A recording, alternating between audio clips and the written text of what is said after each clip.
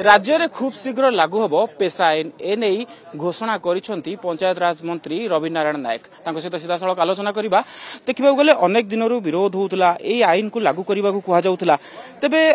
BJP सरकार आसीची प्रथम थर पई एहा को लागू करिया पई कोन योजना करूची माने ओडिशा प्रदेश रे 34% जनजाति लोक बास करूछंती ए जनजाति मानक भितरे आपण देखुथिबे जे 13 प्रकार प्रिमिटिव ट्राइब अच्छी एमानकर उन्नति जदि पेशा एक्ट लागू हेले सेमानकर उन्नति हो पार से दृष्टि नहीं भारत वर्ष जिते गुड़े प्रदेश अच्छी झारखंड ओडिशा व्यतीत सबू अंचल पेशा एक्ट लागू होती आम 34% थिबा दृष्टि आम विगत दिन में दाबी करूँ आम हक मागुलु आज भारतीय जनता पार्टी सरकार आसी लोकंकर सरकार अच्छी गरीब आदिवासी मान सरकार थिबा दृष्टि आम पेशा एक्ट को लागू करूँ मोर विभाग लागू कर ओडिशा सरकार मानकर मुख्यमंत्री मोहन चरण माझी लागू करेंगे प्रक्रिया आरंभ हो गलानी आम कहि परिबा कि प्रक्रिया केवल बिलटा नेक्स्ट आम सेशन आसबे बजेट सेशन दृष्टि आम आणुने नेक्स्ट सेशन आम लागू करूँ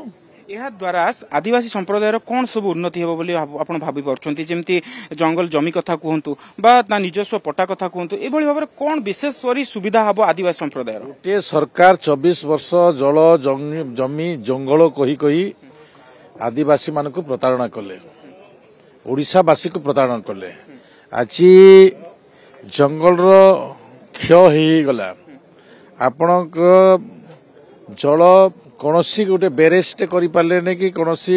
जमी को पानी देवार व्यवस्था भी करें जल जमी जंगल जमीर आम बहुत व्यवस्था भितर आज भी कौन सी प्रकार जमती अच्छी से प्रकार गोटे सरकार 24 वर्ष भितर कले ए सरकार लोकंकर काम करिवो आ लोकंकर व्यवस्था भितर लोकंको नहीं काम करिवो आदिवासी मानकर सामग्रिक उन्नति हेबो पेशा आईन लागू हेले निश्चित भाव में से दृष्टि आदिवासी मान दाबी आदिवासी मान जो दाबी अच्छी ए सारा भारत वर्ष रे पेशा एक्ट लागू अच्छी आदिवासी मान स्वतंत्र गोटे अधिकार अच्छी से अधिकार को निश्चित भाव में हस्तांतर कर आवश्यकता अच्छी खूब शीघ्र राज्य में पेशा आईन लागू हो बोली पंचायत राज मंत्री कहते एवं आगामी अधिवेशन रे जेतबळे विधानसभा अधिवेशन आसिबो सेतबळे एई बिल आगत कराजिबो बोली पंचायत राज मंत्री सूचना दैछंती। भुवनेश्वर कैमरा पर्सन समीर सह देवाशीष सासमल कनक न्यूज।